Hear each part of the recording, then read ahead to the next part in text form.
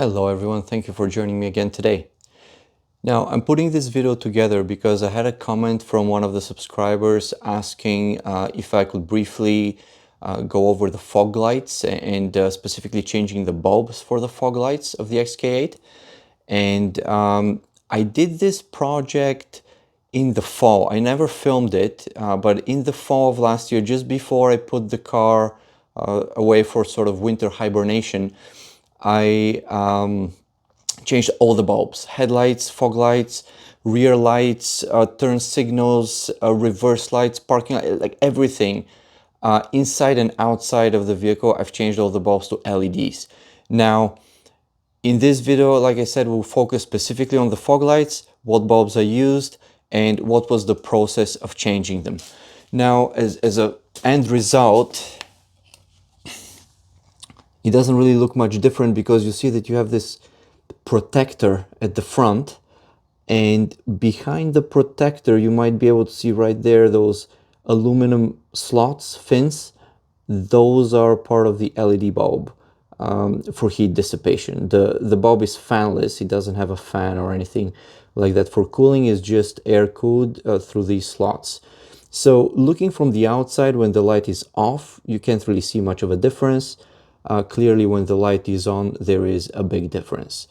Now, I have kept all the bulbs that I've used. I've kept all the boxes. Actually, those boxes now contain the original bulbs to the car are placed in these boxes, and the LEDs from the boxes are onto the car. But I've kept everything here.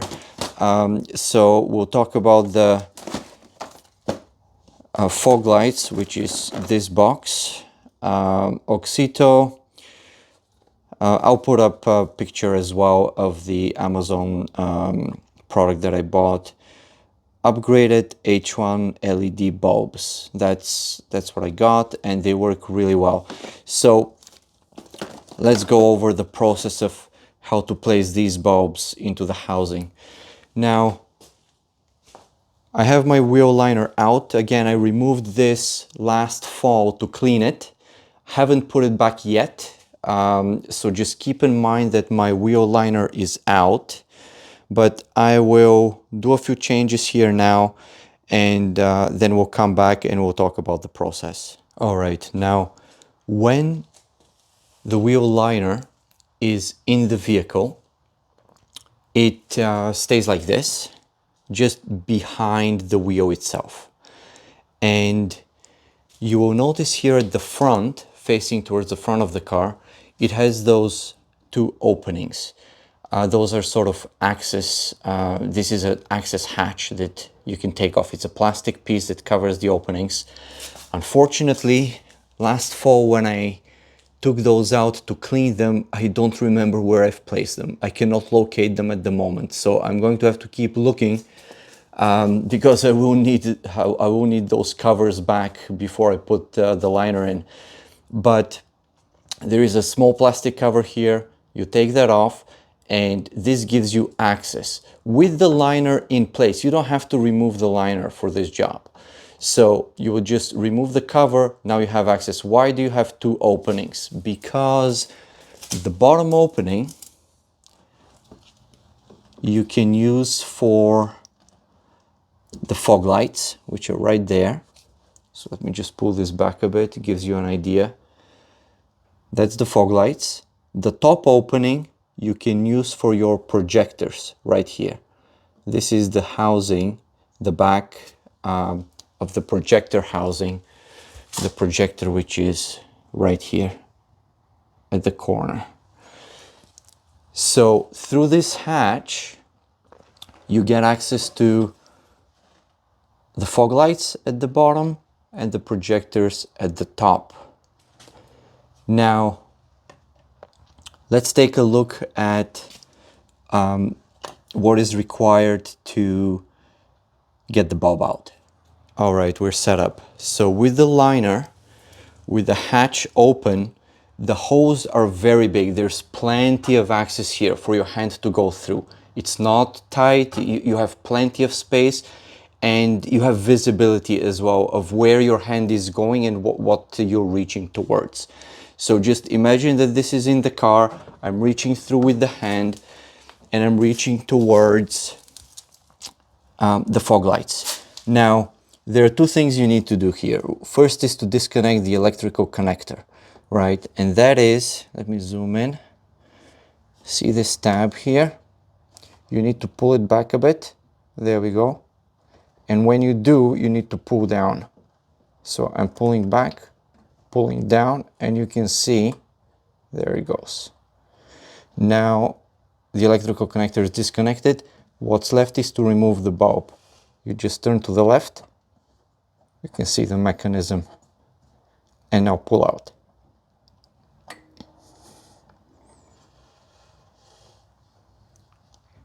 There we go. Okay, let me take it further away from the car and we'll inspect it closer. Now, this is what we removed from the vehicle. But you have to be careful here because there are actually two components. One is the bulb itself, and the other one is this housing. This housing was original to the car. It does not come with the bulb. It's just the original part of the car, connects to the wiring on this end, and on this side holds the bulb itself. Now, you will notice this little notch here, which ensures that the bulb can only be mounted one way, because the bulb also has this flat spot here on the side, and that has to match with the little sort of plastic hump here at the end. And this way the bulb can only fit one way. Now, you may notice that even though the bulb is in, it is actually a little bit loose. It's not very tight.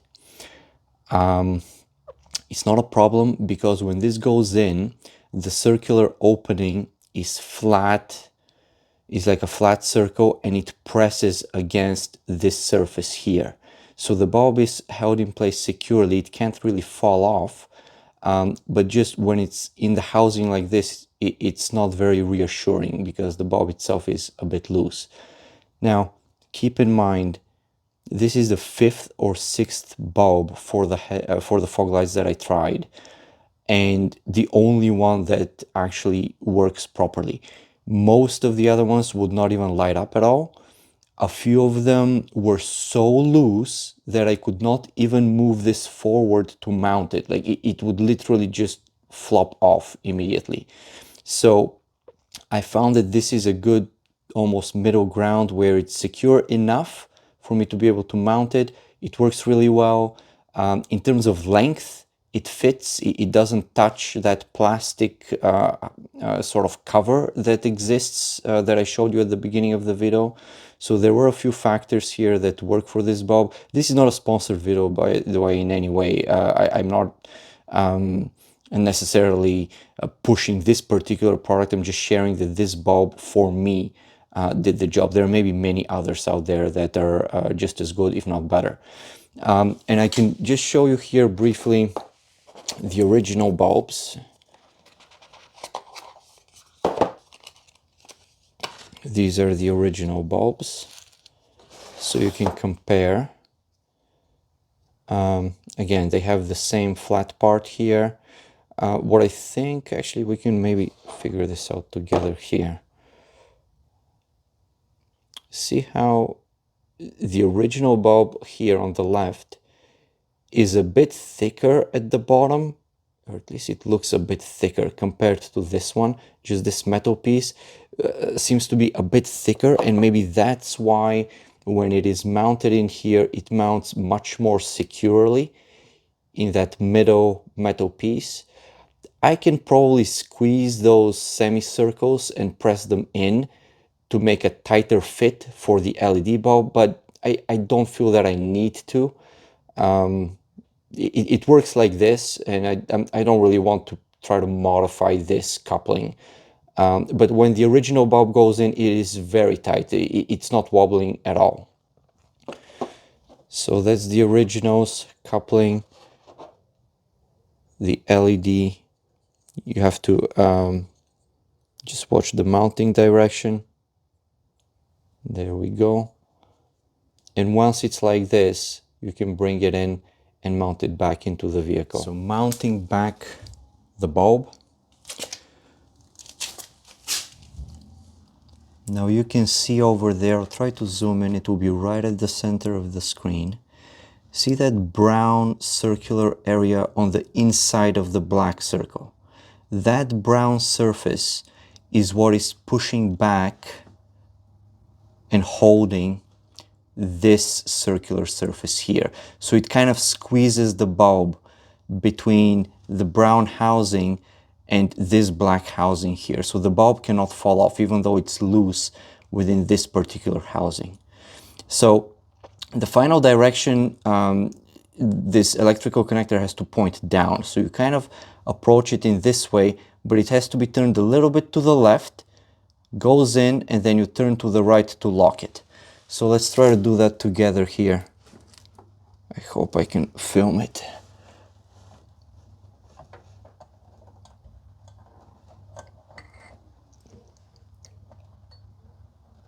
There it goes. So you push this all the way in. Once it's fully seated, you turn to the right, it's locked. After that, you replace the connector, push up, click, and now the bulbs are changed. Before I show you the lights from the front, I just wanted to show you how clean the cutout is against the white door of the garage. So let me just, oh, we lost the lights here. There we go. Okay, fog lights are on. So let me just go outside. And you can see, specifically the fog lights, how clean of a cut they make. The light is not dispersed, it's not all over the place, it's not blinding other people. It is very directed, it's very nice on both sides. And then the top is, this is the projector working. These are the high beams. I can pull that. Let me see if I can pull the lever for the high beams. There we go.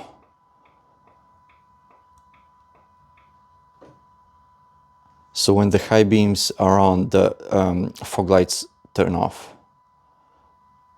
So these are the high beams. All right, let's take a quick shot from the front of the car. Well, we have a bit of a situation where while filming, it appears that the rain has started coming down. So I won't be going onto the driveway, but I will set up the camera here and hopefully you'll be able to see the lights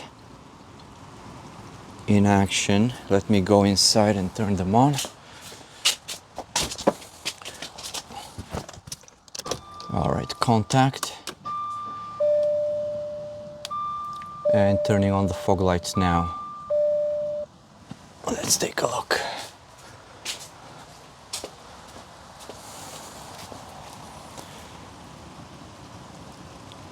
I'll very quickly just move around. There's the rain. Well, the video doesn't make it justice, but the light is really sweet and strong. Here are a couple of pictures from last fall. This is immediately after I changed all the bulbs to LEDs. In this particular picture, I have the headlights on and the fog lights, so low beams plus fog lights. And over here, I have the high beams on.